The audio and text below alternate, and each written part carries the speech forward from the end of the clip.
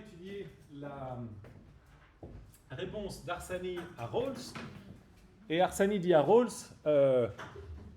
en fait, tu es une poule mouillée, tu considères toujours la solution la plus risquée comme celle qu'il faut éviter, tout est guidé par ça, mais en réalité, on peut vouloir prendre plus de risques, première chose. Et deuxième chose, et un peu plus fondamentalement peut-être, Arsani dit à Rawls, tu dis qu'on fait tu prétends que derrière le voile d'ignorance, on prend une décision sous incertitude, sans connaître les probabilités, mais en réalité, dès que tu choisis une règle de décision, étant donné qu'il y a plein de règles de décision, tacitement, tu choisis d'assigner des probabilités aux différentes options possibles. Autrement dit, si vous prenez la règle de décision du maximin, qui dit on maximise l'option la pire, vous choisissez de donner plus de probabilités au cas le plus embêtant. Si vous prenez l'option du maximax, l'option du maximiser l'option la meilleure, là vous choisissez de donner plus de probabilités tacitement à l'option la plus favorable. Okay. Donc, conclusion de Arsani, les probabilités, vous ne pouvez pas vous empêcher de les assigner. Ça n'existe pas, les décisions sous incertitude. En fait, même quand on ne connaît pas des probabilités, on va assigner des probabilités, et c'est ça qui sous-tend notre choix d'une règle de décision plutôt que d'une autre. Alors, question qu'on peut se poser maintenant, c'est quelle probabilité on doit assigner dans la situation originelle au fait que Arnaud va être une danseuse étoile au chômage, qui est évidemment la question qui nous brûle tous les lèvres. Okay, quelle est la probabilité que Arnaud termine dans cette situation? Eh bien, Arsani dit la solution la plus naturelle, et ce n'est pas le premier à dire ça en termes de théorie de la décision, c'est de dire, en général, on a introduit une hypothèse d'équiprobabilité.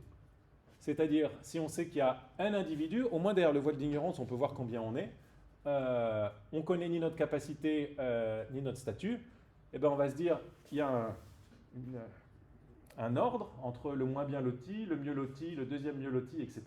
Puis on dit à chaque position sociale, j'assigne la probabilité 1 sur le nombre total d'individus qu'on est. Donc si on est 30 derrière le voile d'ignorance maintenant, Arnaud va se dire j'ai une chance sur 30 d'être la danseuse étoile au chômage, j'ai une chance sur 30 d'être le PDG, j'ai une chance sur 30 d'être le prof de biologie, etc.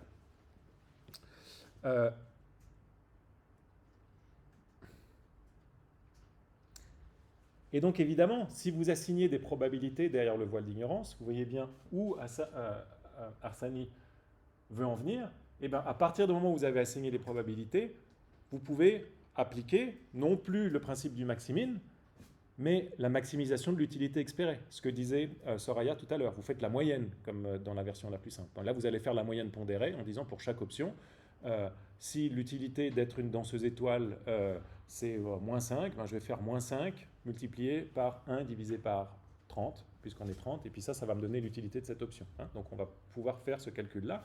Et si vous faites ce calcul-là, vous n'allez pas forcément arriver au principe de justice de Rawls. C'est tout le point. Si vous faites ce principe-là, vous allez juste dire il faut maximiser l'utilité espérée. Et notez bien la conclusion de Rawls, pardon, j'ai oublié le dernier point, pardon, la conclusion d'Arsani, c'est de dire la maximisation de l'utilité espérée, donc c'est un utilitariste, Arsani, pour lui, ça montre, étant donné qu'au derrière le voile d'ignorance, on va choisir la maximisation de l'utilité espérée, ça montre que cette maximisation, c'est un principe moral ou politique valide. D'accord ? Ce n'est pas juste un principe égoïste, puisque derrière le voile de l'ignorance, on ne sait pas dans quelle position on va être. Et Rawls insiste pour dire le voile d'ignorance, même si vous êtes des égoïstes, c'est ça qui vous conduit à agir comme si vous étiez des altruistes ou des personnes morales. Arsani dit très bien, ça je garde cette partie de Rawls, mais ça montre, contrairement à ce que dit Rawls, que le principe moral de distribution qu'on doit choisir, c'est le principe de maximisation de l'utilité espérée et pas les principes de justice de Rawls. D'accord ? Donc vous voyez la force de l'objection, c'est de dire j'accepte ton expérience de pensée, mais simplement je pense que dans cette situation-là, on ne choisirait pas ces options-là. Ça va ? Oui, c'est vrai. Mais dans sa réponse, du coup, il sous-entend que derrière le voile d'ignorance, on a déjà une idée de comment est la société, puisqu'il considère qu'il y a des gens mieux lotis que d'autres. Et du coup, si on prenait un voile d'ignorance totale, en fait, donner la même probabilité à chaque position revient à donner aucune probabilité si on veut, puisqu'elles ont toutes la même probabilité. Et du coup, on n'arriverait pas forcément à cette conclusion. Est-ce que vous voulez... Là, il sous-entend quand même qu'il y a des gens qui sont mieux lotis que d'autres par rapport à une certaine position dans la société, Mais si on avait un voile d'ignorance totale, peut-être qu'on arrivera à créer une société où tout le monde est égal tout le temps. Oui, donc effectivement, il y a l'air d'avoir une hypothèse qui est que on exclut la possibilité d'une égalité absolue, que tout le monde soit aussi bien loti.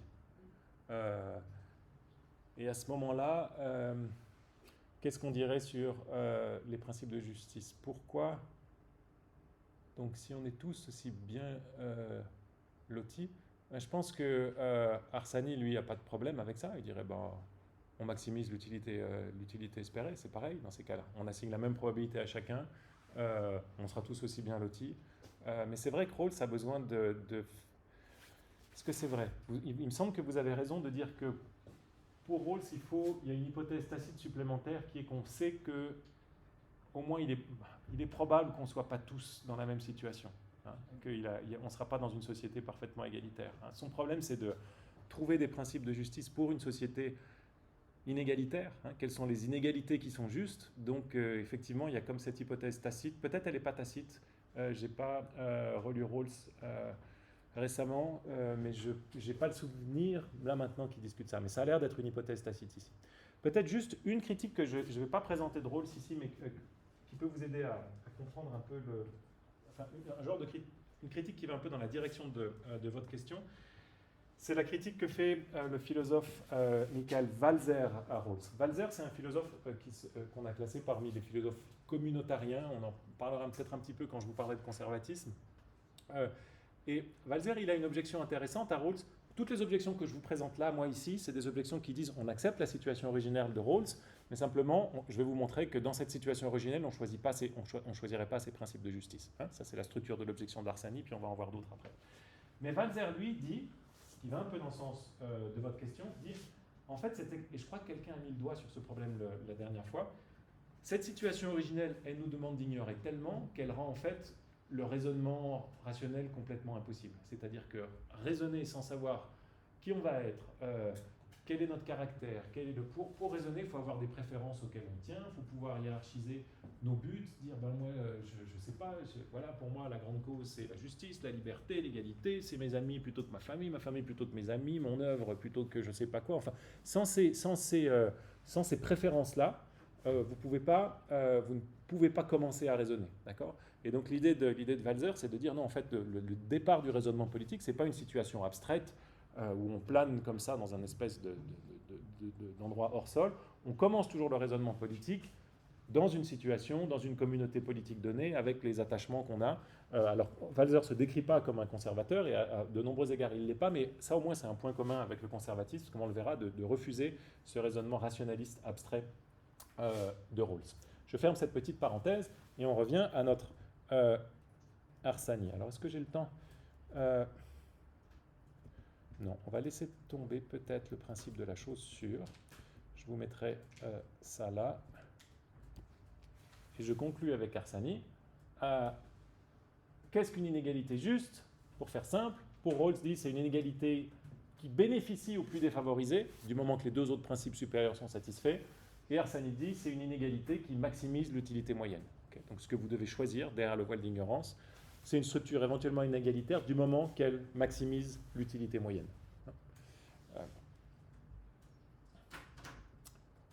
Bien.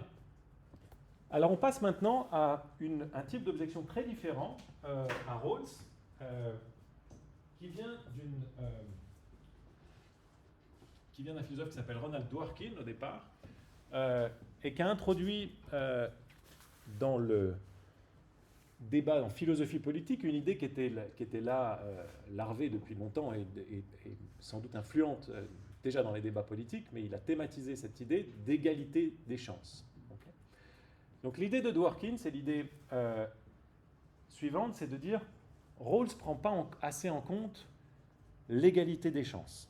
Okay. Est-ce que vous arrivez à voir dans quelle mesure Rawls ne prend pas assez en compte l'égalité des chances? Il y a deux objections que Dworkin va mettre en avant. Donc, qu'est-ce que c'est l'égalité des chances? C'est l'idée de dire que on doit avoir des situations, en gros, c'est l'idée de dire on doit tous être sur la même ligne de départ. Okay, le départ, il faut que la ligne soit juste, mais après, on peut finir à des endroits différents. Okay, si Lucas il se donne pas trop de mal, qu'il avance tout doucement, et puis qui finit derrière Karine qui s'arrache complètement, et puis qui finit 50 mètres, Karina qui finit 50 mètres devant Lucas, on va pas dire c'est injuste, d'accord? C'est juste que ils étaient sur la même ligne, et puis il y en a un qui s'est donné plus de mal que l'autre. Ça, c'est intuitivement, en gros, l'idée d'égalité des chances, d'accord? Donc supposez que vous ayez cette idée. Ce qui compte, c'est qu'on soit tous sur la même ligne de départ, mais ce n'est pas qu'on soit tous sur la même ligne d'arrivée. Égalité d'opportunité, mais pas égalité de résultat.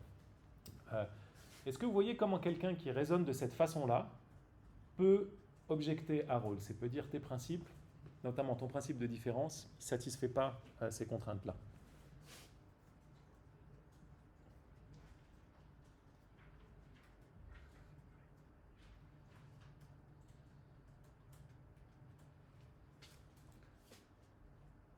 Donc on a Lucas qui se donne aucun mal. Rien. Il est parti sur la même ligne et puis vraiment il marche les mains dans les poches. Il finit son 100 mètres, mais qu'est-ce que dit Rawls de ces cas-là?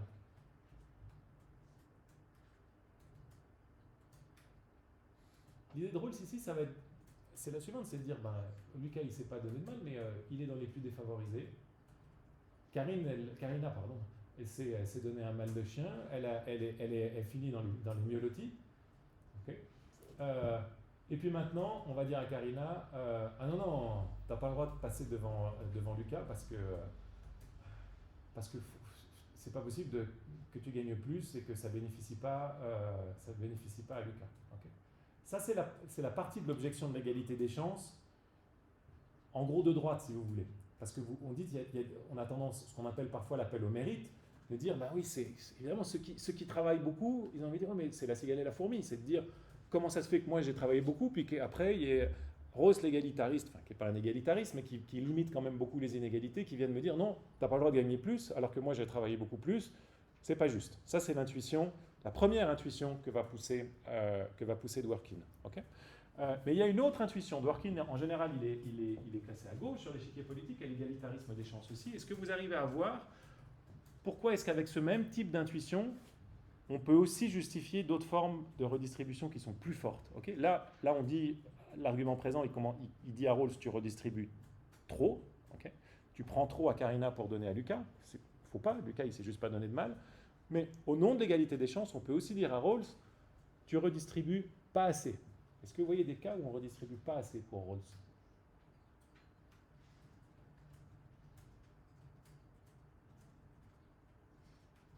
Des cas où on a envie de dire, là, le principe de différence, ça ne suffit pas pour qu'on redistribue. Non? Alors je vous dis, on redistribue trop, ça c'est Lucas et Karina. Si les plus défavorisés ont fait des mauvais choix, ont vécu une vie de bohème, pourquoi est-ce qu'il faudrait aider les plus défavorisés? Pensez juste la cigale et la fourmi, c'est exactement ça. Et puis par ailleurs, dit Dworkin à Rawls, tu ne redistribues pas assez, parce que si parmi les plus défavorisés, si parmi les personnes qui ne sont pas parmi les plus défavorisés, il y a des personnes qui souffrent de handicap naturel, eh bien, elles, tu ne les aides pas. Okay. Donc maintenant, on prend Julia. Julia, elle est arrivée parmi les moyennement lotis, disons, mais elle avait un gros handicap, okay, qu'elle a dû surmonter. Je ne sais pas ce que c'est. Quelque chose qui vous a demandé beaucoup d'efforts. Okay, et grâce à ça, vous êtes arrivé à une position tout à fait honorable. Dworkin dit, les gens qui sont dans cette situation-là, ils méritent d'être davantage encouragés que les autres. Okay. Donc il pense, autrement dit, l'objection de Dworkin ici, ça va être de dire, quand on pense égalité des chances, il faut penser non seulement à redistribuer ce que Rawls appelle les biens premiers, à savoir les ressources, la richesse, les revenus, mais aussi les biens naturels. Okay. Ce n'est pas juste que certains naissent avec plus de talent que d'autres, ou avec des maladies que n'ont pas d'autres, ou avec des handicaps que n'ont pas d'autres. Il faut que la redistribution, elle compense ça aussi d'une manière ou d'une autre. Comment? On va voir peut-être une solution, mais en tout cas, les principes de justice doivent prendre ça en compte. D'accord? Donc ça, c'est les deux aspects de l'égalitarisme des chances. De dire, autrement dit, l'égalitarisme des chances dit, nous, on veut plus récompenser le mérite, et ce mérite, il dépend de d'où on part, et évidemment, on ne part pas tous sur la même ligne de départ, ni socialement, ni même naturellement. Okay. Et ce que doivent faire des bons principes de justice, c'est d'essayer de lisser cette ligne de départ. Et Dworkin dit à Rawls, tu ne la lisses pas assez, parce que ta focalisation sur les plus défavorisés te conduit à, d'une part, aider des paresseux comme Lucas, et à ne pas aider des travailleurs comme Julien.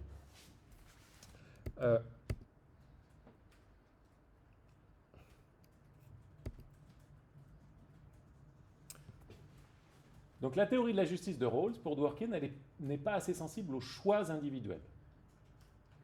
Dworkin pense qu'il faut viser l'égalité des chances, il ne faut pas seulement redistribuer les biens premiers sociaux, mais aussi ce que Rawls appelle les biens premiers sociaux naturels, pas sociaux, pardon.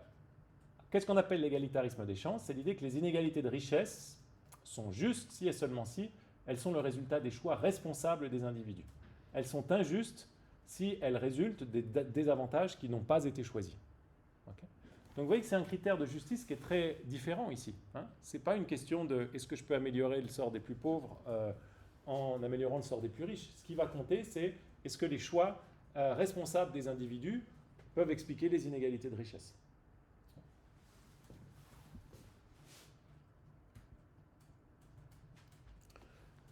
Donc l'idée, c'est on donne à chaque individu un point de départ égal. Alors ça, c'est une idée intéressante parce que jusqu'à récemment, en tout cas, c'est souvent une divergence importante avec ce qu'on appelle les politiques de l'identité. On dit souvent les politiques de l'identité, elles ont renoncé à l'égalité des chances pour promouvoir l'égalité des résultats. On verra ça quand on en parlera lors de la dernière séance. Mais cet égalitarisme des chances, dit comme ça, il avait une certaine vertu dans les sociétés démocratiques libérales qu'il était accepté par beaucoup de monde sur l'échiquier politique. Vous pouviez être un égalitariste des chances libéral, de droite, avec très peu d'intervention, et vous pouviez être un égalitariste des chances presque communiste, on va voir dans un instant, où vous vouliez beaucoup de redistribution. Vous acceptiez autrement dit le principe que c'est important que tout le monde soit sur la même ligne de départ, okay, et on ne veut pas égaliser l'arrivée, hein, on accepte que si tout le monde est sur la même ligne de départ, eh ben, selon les choix des individus, ils vont arriver à différents endroits, et ça, c'est pas grave, hein, c'est une des inégalités qu'on accepte. Par contre, il y avait un débat substantiel, et il y a toujours un débat substantiel, sur comment on définit la ligne de départ. Okay, parce qu'évidemment, si vous êtes un libéral qui est pour un État minimal, en général, vous allez dire la ligne de départ, c'est juste l'égalité des droits. Si on a tous les mêmes droits au départ, on est tous sur la même ligne. Et puis, plus vous allez aller vers une intervention forte, plus vous allez dire non, il faut vraiment qu'au départ, on ne soit pas simplement en droit, mais de fait sur la même ligne de départ. Donc il faut peut-être redistribuer un peu d'argent, parce qu'il y en a qui ne vont pas avoir les moyens de se payer des grandes universités, d'autres qui vont avoir des moyens, enfin si on pense aux États-Unis où il y a des universités privées, d'autres qui vont avoir les moyens. Donc peut-être que pour l'éducation, par exemple, il faut des chèques éducation. Donc vous voyez, là vous avez tendance à vouloir compenser le point de départ, hein, toujours le point de départ ici, les inégalités de richesse au départ. Hein. Taxation sur l'héritage, c'est souvent un argument pour dire il faut taxer ici parce que ces inégalités de richesse de départ ne sont pas bonnes. Donc vous glissez un petit peu vers la gauche. Et puis vous allez encore plus vers la gauche de l'échiquier politique si vous faites comme Dworkin et vous dites que ça ne suffit pas d'égaliser la richesse, il faut aussi prendre en compte, parce que, bon Dieu, c'est pas juste qu'il y ait certaines personnes qui aient des capacités, qui aient plus de dons naturels que d'autres. Et ça aussi, on doit d'une manière ou d'une autre le compenser. D'accord ? Donc vous voyez que dans tous ces cas-là, vous admettez le principe général, égalité des chances. On veut partir du même endroit et on accepte les inégalités qui suivent à partir de là, mais il y a un débat sur qu'est-ce que c'est que partir sur la même ligne. Okay, plus exigeante si vous êtes à gauche de cet égalitarisme des chances et plus laxiste, moins exigeant si vous êtes à droite et que vous pensez que l'égalité des droits suffit. Okay, donc j'insiste un petit peu là-dessus parce que je pense que c'était dans une grande mesure un paradigme commun qu'il y avait dans les débats politiques sur la justice distributive ici, à savoir de dire qu'est-ce que c'est qu'on appelle l'égalité de départ. Hein, débat sur qu'est-ce que c'est que partir du même endroit, mais en général, l'acceptation de l'idée que si du moment qu'on part du même endroit et qu'on arrive à des endroits distincts, là, il n'y a pas de problème. Okay, donc il y avait un vrai débat, enfin une forme de méta-principe accepté par tout le monde avec, dans le cadre de ce principe, une question, à savoir comment on définit la ligne de départ. Et évidemment, Dworkin, lui, se situe à gauche sur cette définition de la ligne de départ, puisqu'il dit qu'il faut aussi accepter, il faut aussi laisser non seulement les droits, non seulement les richesses, mais aussi les dons et les capacités naturelles. Voici ce que dit Cohen, qui est un philosophe dont on a parlé quand je vous ai parlé de Marx, ce qu'on appelle un marxiste analytique. Dworkin has in effect performed for egalitarianism the considerable service of incorporating within it the most powerful idea in the arsenal of the anti-egalitarian right, the idea of choice and responsibility. Donc ce qu'a fait Dworkin, pour les égalitariens comme nous, qui sommes des marxistes, dans le cas de Cohen, c'est qu'il a permis d'intégrer cette idée de choix et de responsabilité dans nos thèses égalitariennes. Okay, parce qu'une objection récurrente aux marxistes, je ne sais plus si je vous ai parlé quand on faisait les objections marxistes, mais c'est de dire en fait, il n'y a pas de mérite du tout. Quoi qu'on fasse, on touche la même chose, on partage de manière absolument égale. Donc ça, c'est l'objection de Dworkin à Lucas, qui est notre paresseux du jour. Je suis désolé, Lucas, d'habitude c'était pour Jean, mais voilà, c'est vous aujourd'hui. C'est les points, mettez-vous pas dans les coins. Et ça, c'est la réponse que... c'est l'avantage de la thèse de Dworkin, de dire on peut très bien accepter l'égalité des chances du moment qu'on intègre aussi les inégalités naturelles. On arrive à une solution beaucoup plus égalitaire, tout en laissant une part de responsabilité aux individus. Okay, donc vous comprenez l'intérêt, j'espère, de cette approche ici, qui est de dire, ouais, on a ce cadre commun, mais des désaccords sur la ligne de départ. Je me répète, pardon. Ça va pour tout le monde? Oui. Je comprends bien l'intérêt d'avoir une société comme ça, mais ce que j'ai de la peine parce que il me semble que on présume une société primordiale où rien n'est mis en place, rien n'existe, et puis on partirait justement d'une répartition équitable pour tout le monde. Mais si on pense intervenir sur une société qui est déjà installée et puis qui est déjà existante, et puis qu'on pense pouvoir changer quelque chose, comment on peut intervenir d'une manière réaliste et pratique? On ne peut pas demander à ceux qui ont derrière eux des générations de personnes cultivées, intellectuellement éveillées, de freiner leur capacité à réfléchir. On ne peut pas demander à ceux qui ont derrière eux des générations de gens riches de renoncer à tout. Ouais. Je ne comprends pas. Alors, c'est un très bon point. Il y a deux objections ici. Il y a est-ce qu'il faut le faire et est-ce qu'on peut le faire, qui sont un peu des objections différentes. Donc, Dworkin, il répond oui, il faut le faire, et il va proposer une solution que je vous présente brièvement dans un instant pour dire comment est-ce qu'on peut le faire. Sur la question de est-ce qu'il faut le faire, ça typiquement, ça va être des objections qui viennent des communautariens ou des conservateurs, donc des valseurs conservateurs, qui refusent de partir dans l'abstrait comme ça.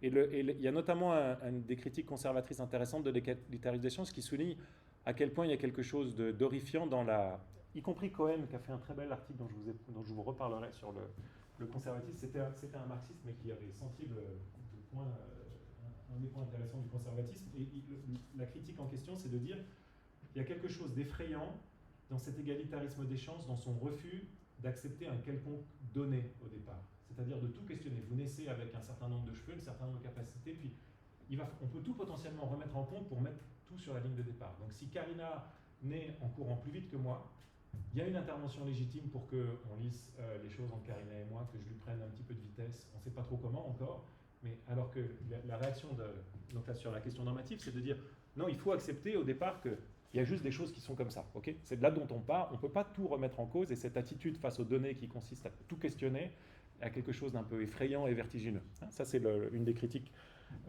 normatives qui est faite à cet égalitarisme des chances. Et puis, il y a la critique d'applicabilité, après, qui est de dire comment est-ce qu'on fait, concrètement. Même si on pense que ce serait bien que... Si on trouve que c'est pas juste que Karina court plus vite que moi, comment est-ce qu'on fait pour que moi, je cours aussi vite que Karina maintenant? Est-ce qu'on va opérer Karina, lui prendre quelques muscles, me greffer à moi? Enfin, comment ça marche, alors, c'est là-dessus où Dworkin a cette situation, cette solution qui a été très discutée, et lui-même dit qu'à l'arrivée, ça l'éloigne un peu de l'égalitarisme des chances, et ça a été une objection d'autres. Mais voici ce que Dworkin propose. Pardon, je n'ai pas fait apparaître par plus. Dworkin dit, on va faire comme un système d'assurance. Donc on garde le système, l'expérience de pensée de Rawls, on est derrière un voile d'ignorance, et puis on demande aux individus de choisir, par une vente aux enchères, dit Dworkin, de prendre une assurance pour compenser les déficits éventuels de nos dotations initiales. C'est-à-dire, on nous dit combien vous seriez prêt à payer pour compenser le fait que vous pourriez être handicapé et pas pouvoir marcher. Il pourrait vous manquer un doigt, ou vous pourriez avoir une maladie chronique, etc. Et vous voulez vous assurer contre ça. Combien vous mettriez là-dedans, okay? Puis on fait une vente aux enchères, et celui qui remporte la vente aux enchères, c'est ça qui fixe le prix pour Dworkin, dans cette expérience de pensée, ça fixe le prix du handicap. Okay? Donc si le prix d'avoir un doigt en moins, le plus grand enchérisseur, derrière le voile d'ignorance dit ça c'est 100 000 francs, et ben on dit dorénavant, dans la société dont on dessine les principes de justice maintenant, celui qui a un doigt en moins, il a le droit à 100 000 francs de compensation au départ. D'accord ? Donc ça c'est l'expérience de pensée un peu alambiquée de Dworkin, pour essayer de... Évidemment, donc je vous disais avant, pour l'applicabilité, on ne peut pas prendre des muscles à Karina pour me les donner à moi, mais dans ce cas-là, on va dire combien moi je suis prêt à payer, enfin, combien les individus derrière le voile d'ignorance sont prêts à payer pour compenser le fait qu'ils courent plus lentement. Sans doute pas grand-chose, enfin ça peut dépendre un peu, mais ça va être 50 francs, ok. Donc moi qui cours un peu plus lentement que Karina, je vais toucher 50 francs dans notre société et pas Karina. Ça c'est l'idée générale. Vous voyez bien que ça ne résout pas du tout dans les détails les questions d'applicabilité que vous disiez, mais ça permet de compenser financièrement pour les inégalités de dotation naturelle. Ça, c'est le projet de Dworkin. D'accord ? Il y a des dotations naturelles qui ne sont pas les mêmes, et il faut qu'on puisse compenser ces dotations.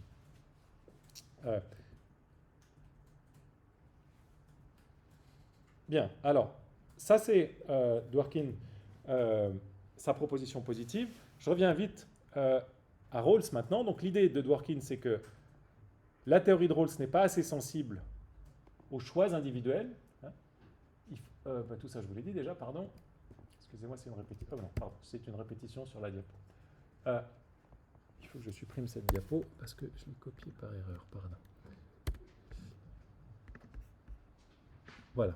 Alors, on donne la parole à Rawls maintenant, parce que Rawls n'est pas insensible à ces questions-là. Avant même que Dworkin lui soulève cette objection, Rawls a vu qu'il y avait des différences naturelles qui posaient des problèmes normatifs. A priori, c'est pas juste que ceux qui ont moins de capacités naturelles aient plus d'opportunités. Et Rawls a même cet argument dont vous avez peut-être entendu parler, contre le mérite et l'effort. Je vous disais tout à l'heure, qu'il y a une partie de sa réponse à l'égalitarisme des chances. Je vous disais tout à l'heure dans l'exemple Karina qui fait la course contre Lucas. Lucas, c'est pas un problème si il perd la course. Parce qu'il ne s'est juste pas donné de mal. Donc c'est pas injuste qu'il ne gagne pas le prix à l'arrivée, tandis que Karina, il s'est donné du mal. Mais Rawls, il a un bon argument pour les flemmards comme Lucas. Rawls, il met dans la bouche de Lucas l'objection suivante. Donc Lucas, il perd la course parce qu'il ne s'est pas donné de mal. Puis il dit, c'est pas juste que j'ai perdu la course. On lui dit, mais tu t'es vraiment pas donné de mal. Ouais, mais c'est pas juste que je me sois pas donné de mal. Comment ça, c'est pas juste que tu te sois pas donné de mal? Ben oui, c'est pas juste. Moi, je suis né avec très peu de capacité à faire des efforts. Pour moi, les efforts, c'est beaucoup plus dur que pour Karina. Donc, c'est pas juste que je fasse pas d'efforts.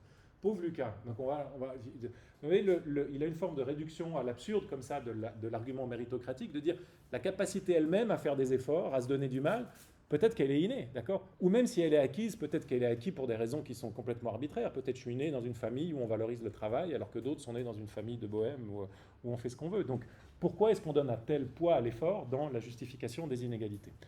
Donc en fait, Rawls n'est pas du tout insensible, avant même l'arrivée de Dworkin, à ces questions de ce qu'il appelle la loterie naturelle. Alors qu'est-ce qu'il en dit?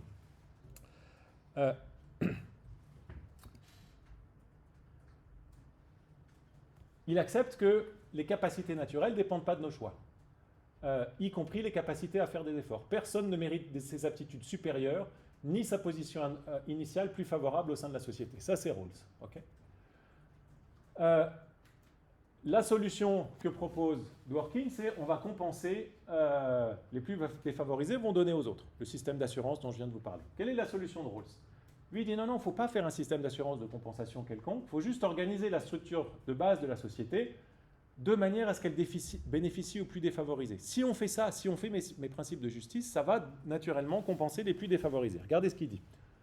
Nous aboutissons donc nécessairement au principe de différence si nous souhaitons organiser le système social de telle façon que personne ne soit avantagé ou désavantagé par la position arbitraire qu'il occupe dans la distribution des atouts naturels ou par sa position initiale dans la société, sans devoir donner ou recevoir respectivement une compensation correspondante. Donc, ce que dit Rawls, c'est mon principe de différence. Il va finalement compenser les personnes qui sont désavantagées naturellement, okay, ou désavantagées arbitrairement. Donc, il a une forme de confiance là-dedans. Il dit, c'est pas grave, même si c'est pas le but initial, son effet, ça va être ça. Parce que forcément, ceux qui vont être désavantagés, ils vont finir chez les plus défavorisés. Donc, on n'essaye pas de lisser au départ, de mettre tout le monde sur la même ligne de départ, les différences de capacité, mais on laisse entrer en jeu ces différences de capacité, okay, et on accepte qu'elles jouent un rôle du moment que ça bénéficie aux plus défavorisés. Ça, c'est la position officielle de Rawls ici. Et puis évidemment, maintenant, vous avez compris l'objection de Dworkin ici, c'est que, c'est la chose suivante, c'est que rien ne dit que ce soit les plus défavorisés, rien ne dit que les plus défavorisés le soient en vertu de leurs aptitudes inférieures, ni que ceux qui ont des aptitudes inférieures soient parmi les plus défavorisés. Donc ça, c'est le désaccord entre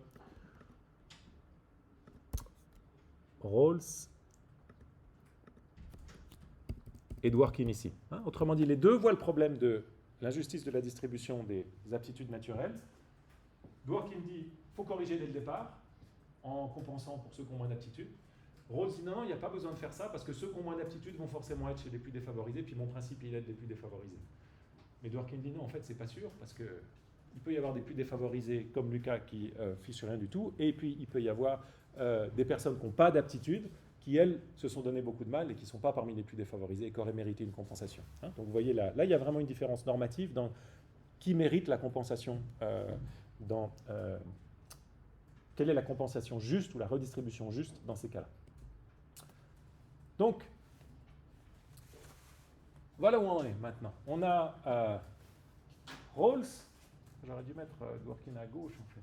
On a Rawls qui est là, on pose la question, en gros, qu'est-ce qu'une inégalité juste? Il dit c'est une inégalité qui bénéficie aux plus défavorisés.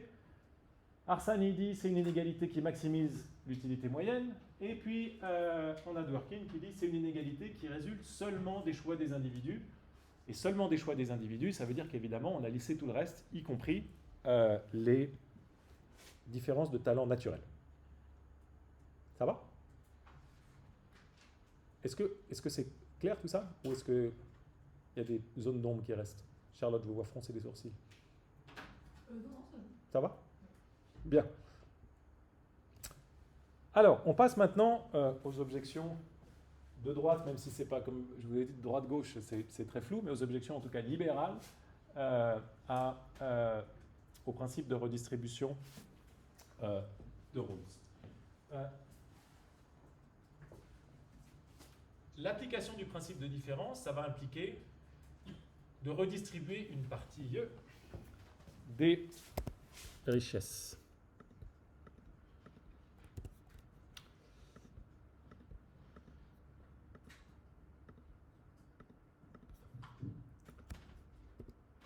Sinon, ce principe de différence n'a pas de raison d'être. Donc, il y a certaines richesses qu'on peut redistribuer.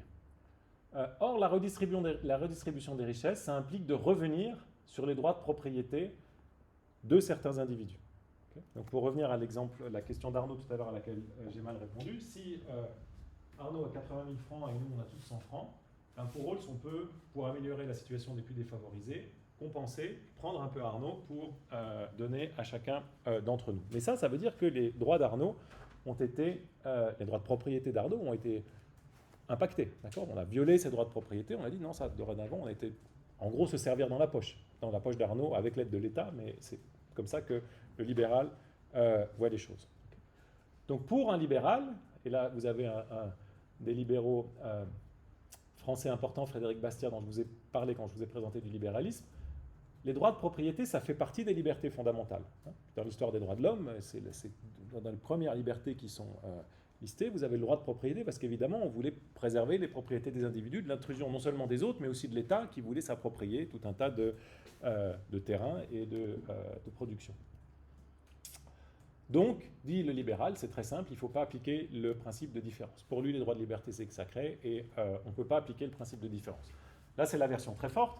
Vous avez une version un peu plus faible qui consiste à dire il faut au moins faire rentrer la violation des droits de propriété dans la pondération de savoir si on doit redistribuer ou pas.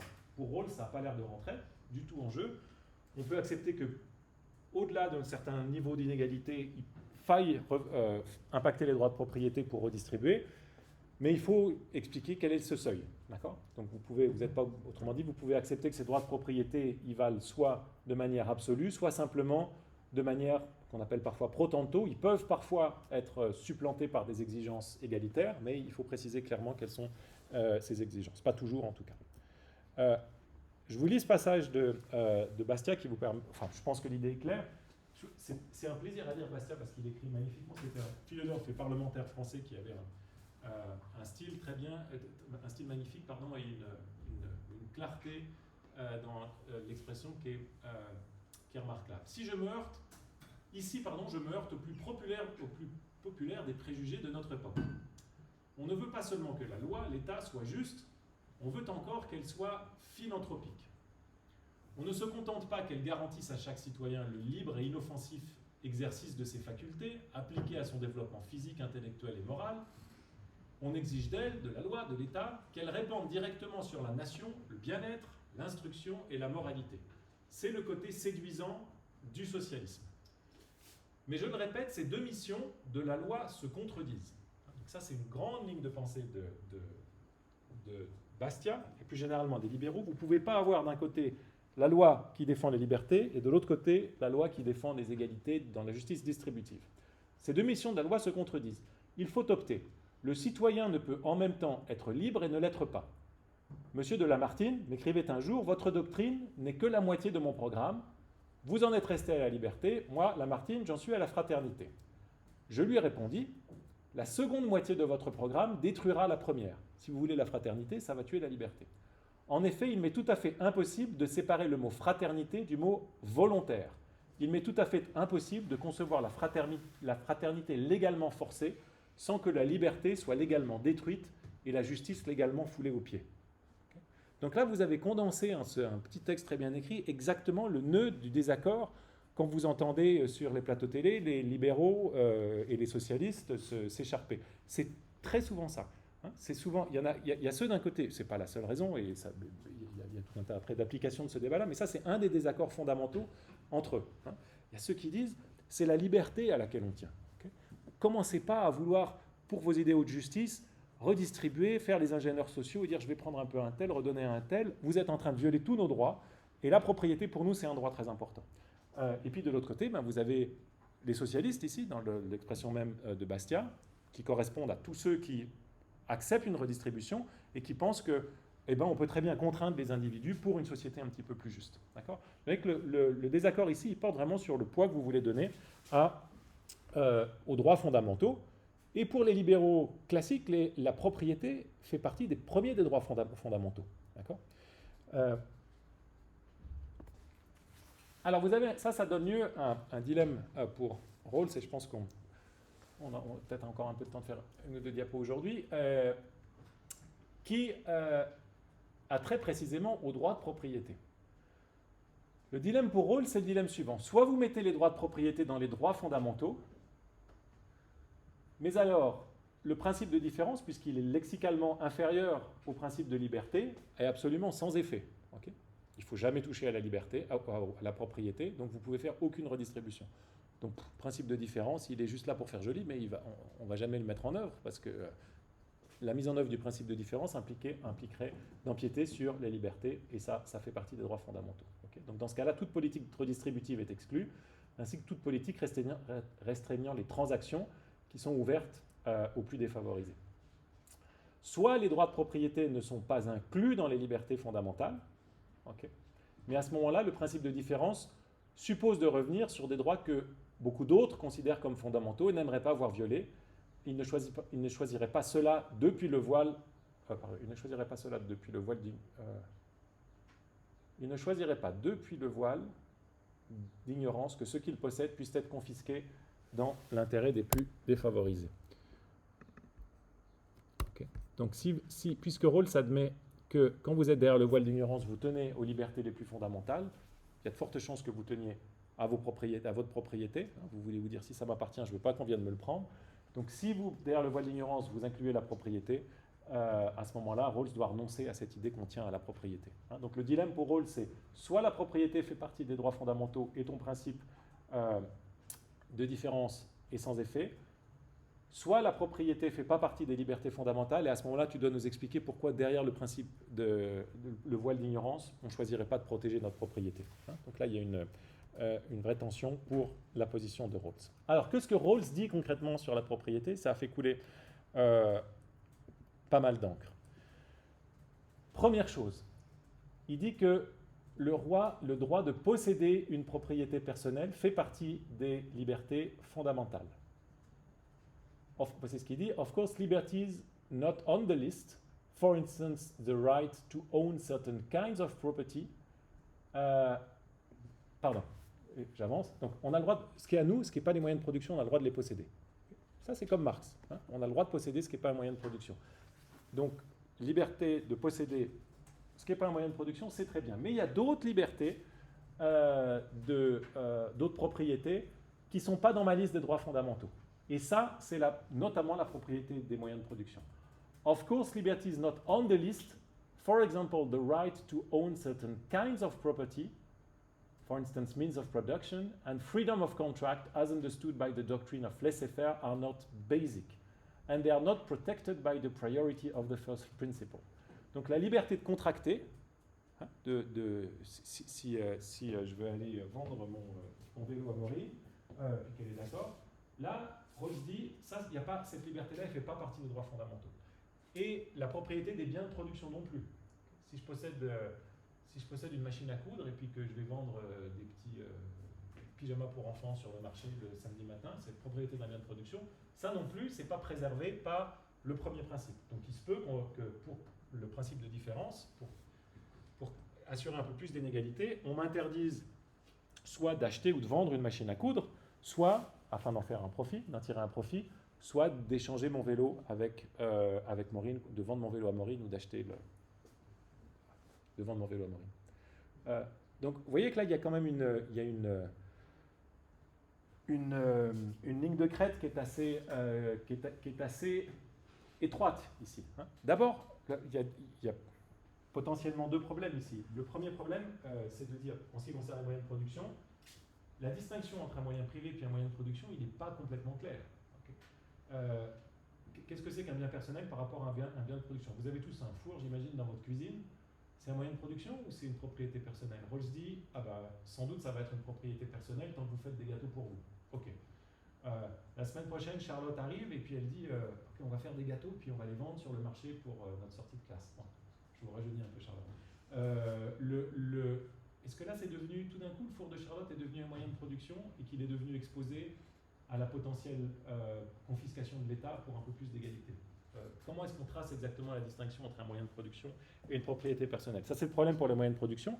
Et liberté de contracter, là encore, liberté de contracter, on voit bien ce que Rawls a en tête. Il dit on va empêcher potentiellement tel grand groupe de contracter avec telle entreprise ou la Migros de contracter avec les producteurs de lait pour faire baisser les prix, etc. Parce que tout ça, ça a de mauvais impacts pour l'égalité. Mais la liberté de contracter, elle nous concerne tous aussi au quotidien. D'accord ? Si je dis, on vous promet de vous payer une bière si vous venez au colloque de recherche ce soir, ce qui est vrai, ce qui n'est pas une promesse inversée, même pas ainsi. Je vous promets que Simon-Pierre Chevary-Cossette vous paiera une bière si vous venez au colloque de recherche ce soir. On ne peut pas faire des promesses comme ça pour les autres. Enfin, pour les autres, si, mais pas pour les actions des autres. Ça, c'est un contrat. Enfin, c'est le début d'un contrat, d'accord ? C'est pas juste quand on parle de contrat, on a tendance à voir ça comme des relations entre des entités abstraites, mais il y a aussi des contrats entre des individus. Et exposer ce type de contrat-là à l'intervention de l'État, évidemment, le libéral va sauter au plafond. Donc la distinction entre les propriétés personnelles et les sortes de propriétés demande à être éclaircie. Si Julie loue sa maison quand elle part en vacances, sa maison a une propriété personnelle ou un moyen de production. Okay, si vous faites Airbnb ou location de votre vélo, est-ce que tout d'un coup, vous êtes utilisé votre bien personnel comme un bien de production? Et puis comment est-ce qu'on trace exactement la distinction ici? Donc, il y a quelque chose de très... ça ressemble à une pétition de principe contre les libéraux. On reviendra là-dessus la prochaine fois et on envisagera surtout l'objection de Nozick, qui est là je vous ai donné la version, l'objection libérale simple à Rawls, et on verra l'objection libérale un peu plus avancée qui a été présentée par Nozick, qui est sans doute avec Rawls. Donc ce livre que vous avez là, c'est le deuxième grand livre de philosophie politique qui a été très influent au XXe siècle. Nozick, c'est ce qu'on appelle un libertarien, mais un libéral. Il est pour un État minimal, et on va voir les objections qu'il avance à Rawls la semaine prochaine. Merci beaucoup pour votre attention, et bonne semaine à vous tous.